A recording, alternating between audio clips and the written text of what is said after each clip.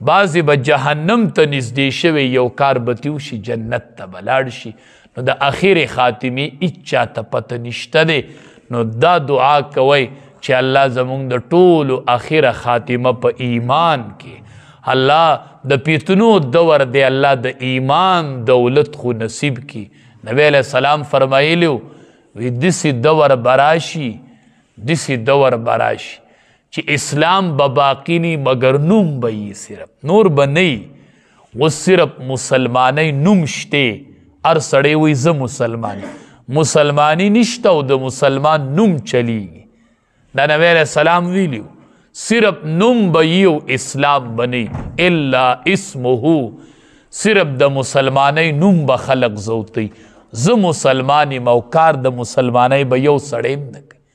ته مسلمانی او تا نه ګاونډي څومره خفه دی، ته مسلمانی ته مؤمنې نه صرف د نوم دپاره مسلمان یم چې خلقو ته ووامه چې او زه مسلمان یم، نور کارونه د اسلام او د مسلمانی نشته.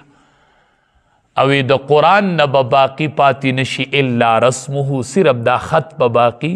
خلق به دی ته قرآن وی او نور به یې ړه ته نه کوزي، وی به یې دلته اوري به یې تلاوت به یې کوي، خو ړه ته به یې نه کوزیږي چې دا څه وایي ماته، دې کې څه دي، دا ماته څه وایي، دا لیک چې دی د دې د لاندې څه پراته دي، ماله په هغې باندې عمل کول دي. نو نبی علیہ السلام ویلیو د قرآن به صرف رسم باقی او د اسلام به صرف نوم باقی. نو دا به د فتنو دوري. نبی علیہ السلام وی دا فتنې به داسې راځي لکه د باران د اساس کې چې راورېږي. الله زمونږ د ټولو ته حفاظت نصیب کړي. الله زمونږ د ټولو اخره خاتمه په ایمان کې فرمایي.